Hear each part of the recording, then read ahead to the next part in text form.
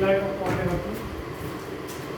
आज का हमारा जो टॉपिक है वो है जी ब्रांचेज ऑफ बायोलॉजी। तो सबसे पहले लास्ट टाइम हमने डिस्कस किया था व्हाट इज बायोलॉजी, बायोलॉजी क्या चीज़ होती है। As we know that the word biology is derived from two Greek words. The first one is called the bio and the second one is called the logos. So here the word bio means life. So we can define as the biology is the science of life in which we deal the study of all life activities of the organism. So here due to the great diversity, biology is divided into many branches.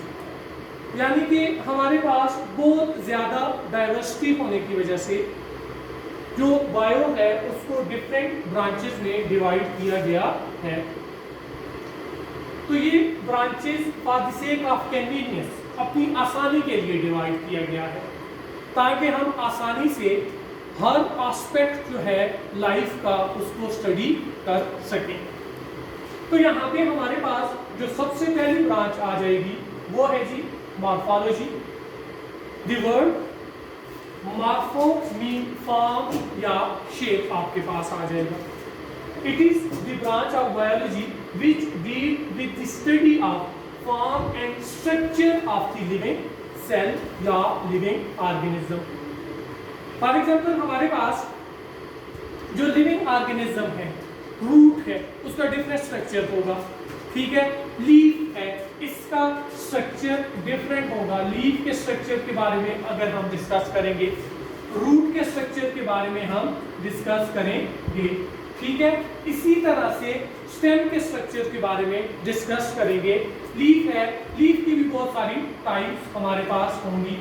ये इस तरह किस्म का भी होगा, ये इस किस्म का भी लीफ होगा और बहुत सारे टाइप्स के मुख्तलिफ सिंगल वेन लीफ भी होगा।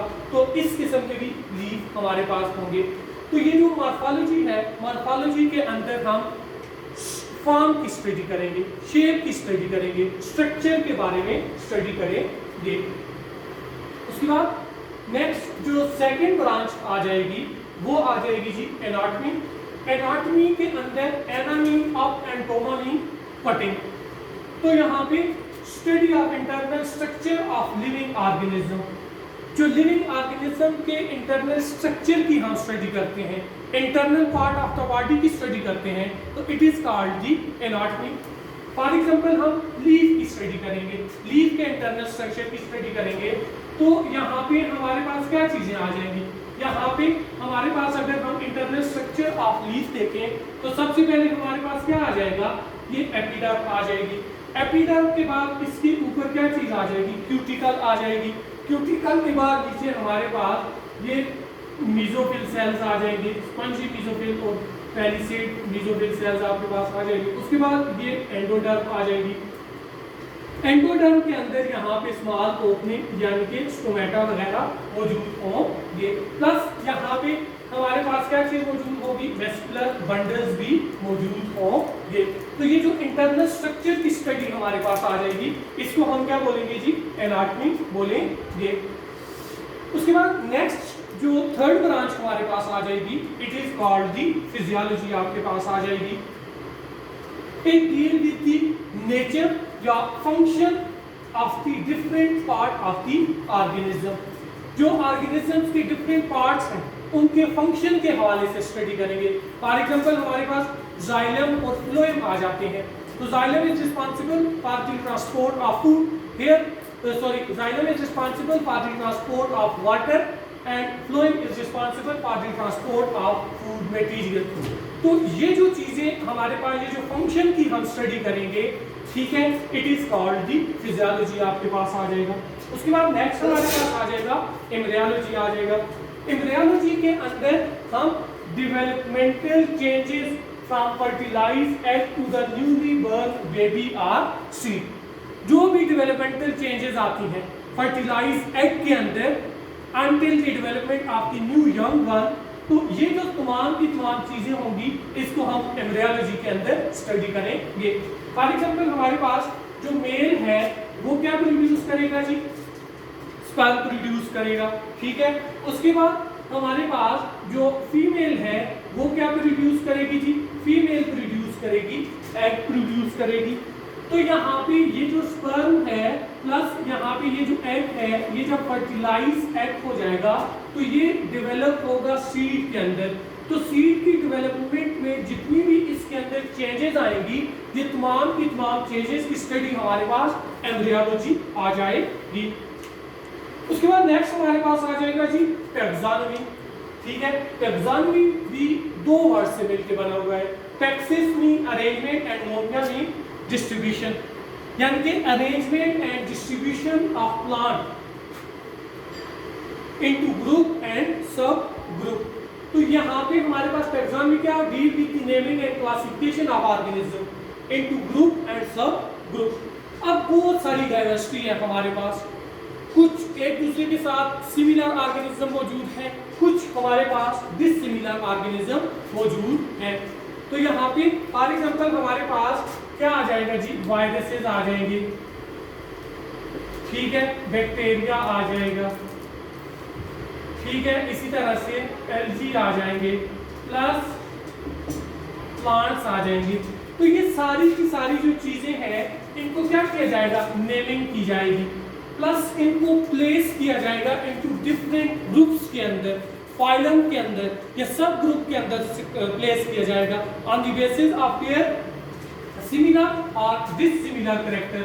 सिमिलर या डिसिमिलर कैरेक्टर की बेस के ऊपर इनको अरेंजमेंट जो होगी वो किस ब्रांच के अंदर हम करेंगे जी, टैक्सोनॉमी के अंदर करेंगे। उसके बाद नेक्स्ट हमारे पास जो चीज आ जाएगी वो आ जाएगी जी सेल बायोलॉजी और cytology. Microscopic study of the structure and function of cell and its organelle. हम सेल के स्ट्रक्चर की स्टडी करेंगे। स्ट्रक्चर क्या है जी, स्ट्रक्चर किस किस्म का मौजूद है, सेल वॉल मौजूद है, नहीं मौजूद, सबसे पहली बात। उसके बाद डिफरेंट ऑर्गेनेल जो प्रेजेंट है या एब्सेंट है ये स्टडी करेंगे। सेल की शेप की स्टडी करेंगे। अब सेल के अंदर जो ऑर्गेनेल्स मौजूद हैं, फॉर एग्जांपल यहाँ पे न्यूक्लियस है, इसका बारे में हम स्टडी करेंगे, इसके स्ट्रक्चर की स्टडी करेंगे, इसके फंक्शन की स्टडी करेंगे सेल बायोलॉजी या साइटोलॉजी के अंदर। न्यूक्लियस के अंदर यहाँ पे हमारे पास एंडोप्लाज्मिक रेटिकुलम मौजूद है। अब एंडोप्लाज्मिक रेटिकुलम की हम स्टडी करेंगे, किससे मिलके बना हुआ है, इसका स्ट्रक्चर किस किस्म का है, इसका फंक्शन क्या है, ये तमाम की तमाम चीजें हम किसके अंदर स्टडी करेंगे जी, साइटोलॉजी के अंदर स्टडी करेंगे। उसके बाद नेक्स्ट हमारे पास आ जाएगा जी हिस्टोलॉजी। हिस्टोलॉजी के अंदर हम microscopic study of plant and animal tissues, जो प्लांट और एनिमल के टिश्यूज हैं उनकी माइक्रोस्कोपिक स्टडी करेंगे। सबसे पहले हमें पता होना चाहिए कि टिश्यू क्या चीज होती है। तो टिश्यू हमारे पास क्या होगा, ग्रुप ऑफ सेल, सिंपल हम कह सकते हैं group of cell which perform the same or different function, it is called the tissue। आपके पास आ जाएगा। अब यहाँ पे हमारे पास क्या है, ये अकेला तो सेल आ जाएगा। अब जब यहाँ पे ये ग्रुप ऑफ सेल बन जाएगा, group of cell is called tissue. अब हिस्टोलॉजी के अंदर हम जो टिश्यूज हैं इनकी स्टडी करेंगे, एनिमल के टिश्यूज हैं या प्लांट के टिश्यूज हैं, इनके स्ट्रक्चर के बारे में स्टडी करेंगे, इनके फंक्शन के बारे में स्टडी करेंगे, इनकी अरेंजमेंट के बारे में स्टडी करेंगे। उसके बाद नेक्स्ट जो चीज हमारे पास आ जाएगी, 8 ब्रांच आ जाएगी, पैलेंटोलॉजी आपके पास आ जाएगी। अब ये भी दो वर्ड से डिराइव किया गया है, एक आपके पास पैलियोस और दूसरा एंटा आपके पास आ जाएगा। एंशिएंट और एंटा का मीनिंग है जीबीन। तो पैलेंटोलॉजी जो है it deal with the study of fossils of the extinct plant and animal.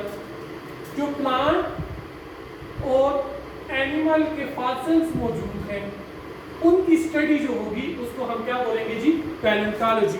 Fossils का मतलब है कि जो आज से 1000 साल पहले, 2000 साल पहले जो चीज़ें इस प्लेनेट के ऊपर मौजूद थी, फॉर एग्जांपल डायनासॉर्स मौजूद थे, कौमें हूत थी वो मौजूद थी, ठीक है। तो उनके आजकल भी फॉसिल्स जो हैं वो स्केलेटन वगैरह डिस्कवर हो रहे हैं, और बहुत सारे बर्ड्स एक्सटेंट हो गए हैं, उनके जो फॉसिल्स यानी कि डेड रिमेन्स जो मौजूद हैं उसकी जो स्टडी की जाती है उसको हम क्या बोलते हैं जी, पैलियोंटोलॉजी।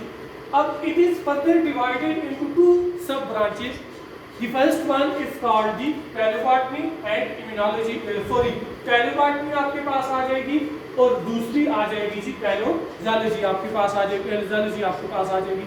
पैलियोबॉटनी के अंदर फॉसिल्स रिमेन्स ऑफ प्लांट, इसकी स्टडी करेंगे जी, फॉसिल्स ऑफ प्लांट्स की हम स्टडी करेंगे, फॉसिल्स रिमेन्स ऑफ प्लांट्स की स्टडी करेंगे। पैलियोलॉजी आपके पास जो आ जाएगी, फॉसिल्स रिमेन्स ऑफ एनिमल्स की हम स्टडी करेंगे, ठीक है। उसके बाद नेक्स्ट हमारे पास जो आ जाएगी immunology. It is the study of immune system of the organism. Immune system कौन सा होता है, जो डिफेंस सिस्टम बॉडी का मौजूद होगा, जो बॉडी को इम्यूनिटी प्रोवाइड करेगा against the disease causing organism, चाहे वो वायरसेस हैं, चाहे वो बैक्टीरिया हैं, ठीक है, चाहे वो फंजाई हैं, चाहे वो कोई भी और ऑर्गेनिज्म है जो कि बॉडी के अंदर, प्रोटोजोन्स वगैरह आपके पास आ जाएंगे, प्रोटोजोन्स वगैरह, तो जो बॉडी के अंदर एंटर होके आपके बॉडी के सेल्स को, टिश्यू को या ऑर्गन को डिस्ट्रॉय करते हैं, उनके अगेंस्ट जो इम्यून सिस्टम है, जो डिफेंस सिस्टम है बॉडी का, उसको हम क्या बोलते हैं जी, इम्यूनिटी बोलते हैं। तो ये जो इम्यून सिस्टम की स्टडी है, इम्यूनिटी की स्टडी है, defence system of the body की स्टडी है, इसको हम क्या बोलेंगे जी, इम्यूनोलॉजी बोलेंगे। तो ये तो था आज का टॉपिक हमारा, इंशाल्लाह कल हम नेक्स्ट टॉपिक की तरफ जाएंगे। Thank you very much.